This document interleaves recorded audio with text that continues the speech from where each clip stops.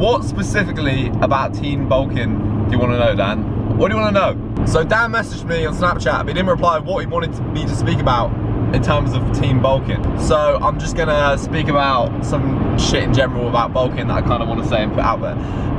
Teen bulking, putting on muscle, making some gains. Right, first thing that people go wrong, okay? And this is where well, I've gone wrong in every single bulk that I've done. The word bulking, okay? People bulking, what do you think? You think of bulky objects, you think of things that are big, you think of large things, bulky, big. And that's good. You obviously want to grow, but bulky kind of also can imply fat. You might describe someone that's fat with a large frame as being bulky. So let's say making gains, okay? So when someone wants to make some gains, teen making gains, the first thing that people need to get out of their heads, including myself, which I'm kind of doing, and I like to say that I've done, is that bulking isn't an excuse to eat loads of shit. It's not just an excuse to go and completely forget about your macros, completely forget about the amount of fats, shut the fuck up Siri, fats, proteins and carbs you're meant to have. It's not that at all. It shouldn't be that. You should think of a bulk as being a cut, but with more carbohydrates from good carbohydrate sources. So for example, I should take my cutting diet and just add more sweet potatoes and more rice. Shut the hell up! I'm sorry, I didn't mean to hurt you. I'm sorry.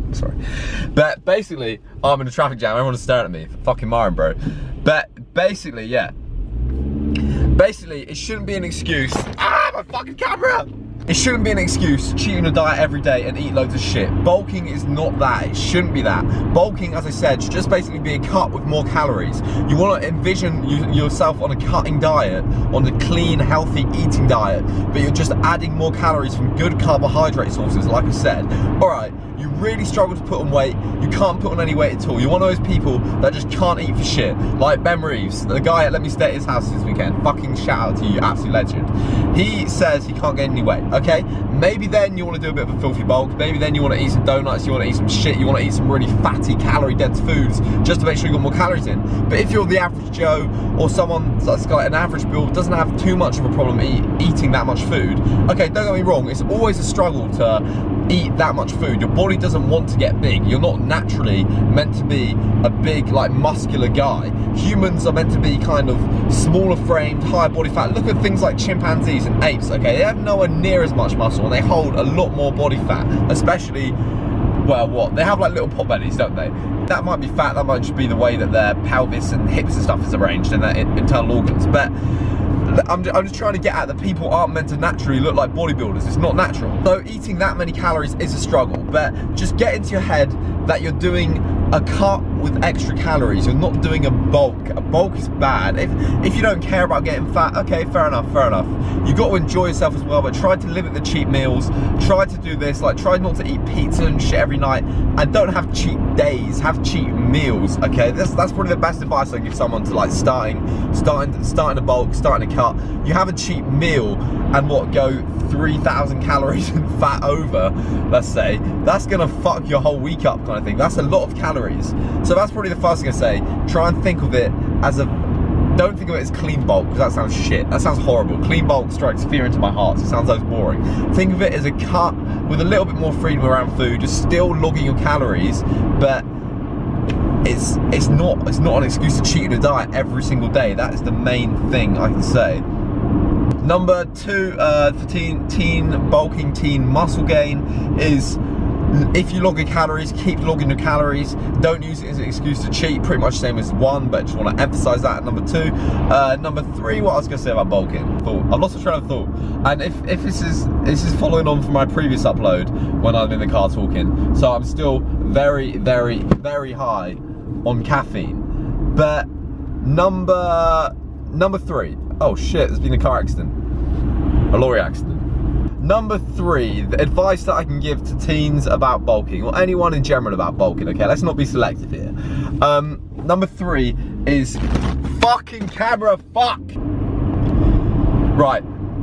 Okay, number 3, what other advice can I give to people that are looking to gain muscle, as we called it earlier, bulk? we're not using that word, we're using gain muscle. Do not overeat. Like, some people won't have this problem at all. Some people really struggle getting in the calories. Other people will struggle. Some people really struggle to get in the calories. Other people will easily get in the calories and want some more. Track your weight and do not overeat. I do overeat when I bulk, and that's why I get fat. Partially the reason why I get fat.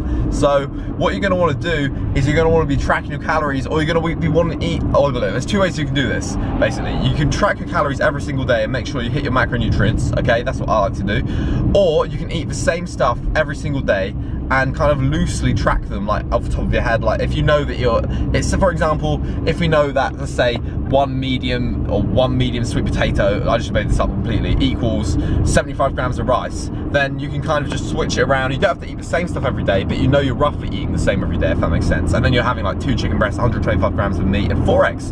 You don't have to log your calories that way. But basically, what you're going to want to do is you're not going to want to eat too much calories. Your body can only put on a certain amount of muscle mass each week. So if you're gaining, like, let's just say the number, it depends on how long you've been training. If you're fairly new to training, let's just say the number 1 pound of muscle a week, which would be absolutely amazing. I think it's about that. If your training's a point, your nutrition's a point, might even be a little bit more, like up to 1.5. But that's newbie gains, man, newbie gains. So if you're gaining any more than that and you've never really trained before and your training and nutrition is on point, I'd go with 1 pound. Gaining any more than that, you can assume that the majority of that will be fat. So you don't want to put on fat, you want to minimize the amount of fat you can put on. You're not going to be able to put on 10 pounds of muscle in like 2 weeks. You might put on 2 pounds of muscle and 8 pounds of fat. Just simply upping and upping and upping your calories, whether it's from protein, upping your protein intake to get more calories, or upping your carb intake to get more calories. Upping it isn't good. It isn't going to make you magically get bigger faster. There is a limit, a natural limit to things that can happen like that. Obviously, if you take steroids, you're going to put like a lot more weight on in a lot like closer amount of times. This probably doesn't apply to you. Let's not even mention steroids, it's a negative thing. But yeah, you're going to want to be tracking your weight, and don't go by daily averages. I can't stress this enough. Weekly averages. So what I mean by that is get a bit of pen and paper. I hate people that write like notes in their little gay gym books. That shit's so gay. What you're going to want to do is get a bit of pen and paper, and then every single morning when you wake up, after you piss, when you're naked, just about to have a shower, I have a shower in the morning, I weigh myself. Take my weight every single day. End of the week, calculate your average weight for the week, and then you go by that average weight for the week. If you've gained 3 pounds in that week, then I'll consider tapering my calories down quite a lot. What is it, like 3,000 calories is a pound of fat? So do the math, okay? Divide it by 7 and then do some shit. I'm driving and I'm high on caffeine, I can't really think of that. But yeah, do the math and then taper your calories down a little bit. Similarly, if you're not gaining enough, then you can up them. That's a good thing about tracking your weight. But don't overeat, guys. It's kind of not worth it. If you have a cheat meal, maybe you can have the exception. But there is a limit to how much weight you can put, how much muscle mass you can put on in a certain amount of time. Over that kind of limit, it's gonna be fat. It's all about patience. You'll put on some serious gains in the first few years of training, but you just have to be patient, okay? And all these fad diets and all this bullshit kind of stuff, it's just down to simple basic nutrition. Watch my videos on calculating macronutrients, or find someone that knows their shit and then calculate macronutrients. Another thing when you're bulking is do not buy shitty training plans off the internet for stupid prices. All the information you need, everything I know, is either through school, through college, or through the internet. You can find everything you need to design your own diet, design your own training plans on the internet for free. For absolutely free. One more thing I'm gonna say, I don't know how long this video is, I don't really know what I was gonna speak about, but training, okay? Training. I trained, there's a guy on the machine the other night, I trained in London last night, and there's a guy on the pec deck which I worked in with. I was like, hey bro, can I work in with you please? And he's like, yeah, sure. This guy's probably around 30 years old, said he'd only been training for a couple of months, was fairly high in body fat, but one of those it's kind of a skinny fat physique. He wasn't fat, he was just a little bit chubby. Don't insult the guy. But he just had a very average physique. And he is on the pec deck, and he is doing like the set, he did his set on the pec deck, went to put the weight up, and I was like, nah bro, leave it that for me. Well, my shoulder is fucked, but I would have done that weight anyway. So I sat on, did his weight, and got a really good burn from it, really good contraction, really good squeeze. And he was like, hey Matt, why aren't you putting that up? Why aren't you putting the weight up? It's way too light for you. Look how much bigger you are than me, okay? It's not all about the weight. It's not all about the weight, okay? Progressive overload is very, very important. So kind of improving on the lifts, adding more weight to cause like more micro tears in your muscles to make you grow. You've got to add, like strength and size do correlate together. You want to be adding more weight into your workouts to keep the body guessing, right, babe?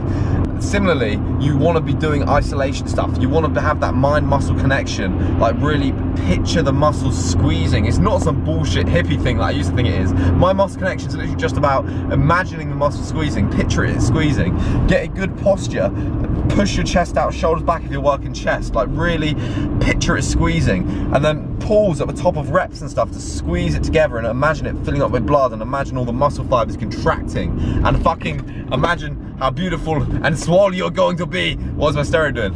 And yeah, just fucking imagine it.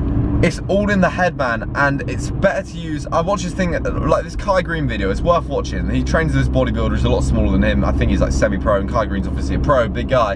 And the guy's using the same weight as, or more weight than Kai, and he's like, if you want to move around a heavy weight, become a powerlifter, become a strength trainer. Don't quote me to this, because he said something along these lines, but this is what I'm saying. Want to move a heavy weight, become a powerlifter, okay? Train for strength.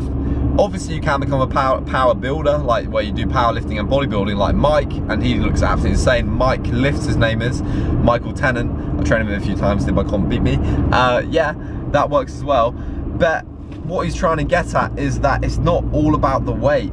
It's good sometimes to go lightweight and really focus on squeezing and contracting and really good form and really burning yourself out, okay?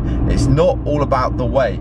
About weight, yeah, oh, my camera's flashing red, it's about to die. No, but yeah, anyway, okay, just focus on, it isn't all about heavy weight as well. If you want to bodybuild, if you want to gain muscle, a bodybuilder is anyone that wants to change themselves for the gym, wants to gain muscle, lose fat. You are a bodybuilder, you are changing your body. So it's not all about heavy weight every single day and poor reps. That is a major, alternatively, it's not all about stupidly lightweight. You got to find the mix of the two. I like the mix of the two, okay? Before I go as well, I just want to say that if someone says they're natural, they're probably not natural. This probably sounds very hypocritical coming from me because I say that I'm natural, and a lot of people don't believe I'm natural because they think they see my Instagram. If I saw my own Instagram, I'd be like, that guy isn't natural. I would not believe that you can get to that naturally. But don't forget, social media portrays you in the best possible light. It makes you look as good as you possibly can. For one Instagram picture, there might have been 100 other shit ones being taken. But there's so many people on social media that claim natural and are not natural. Like, I get guys coming to me going, oh yeah, this guy's like the biggest natural guy, blah, blah, blah, blah, blah. And he told me to buy this workout. He's not fucking natural, or it's very unlikely he's natural. I don't know the guy, but fuck off, is he natural? The only person who knows you're natural is yourself. So it's up to you, man. I just remembered this. I've been driving still. One piece of advice I need from you guys. If there's a hot girl on the film set that I'm working on, is it weird to get a name from a sheet that has everyone's names on and follow her on Instagram before I've actually spoken to her? Let me know. What do? Do I speak to her first and follow her on Instagram and show her my sick aesthetic physique? Or do I just follow her and go ahead with it?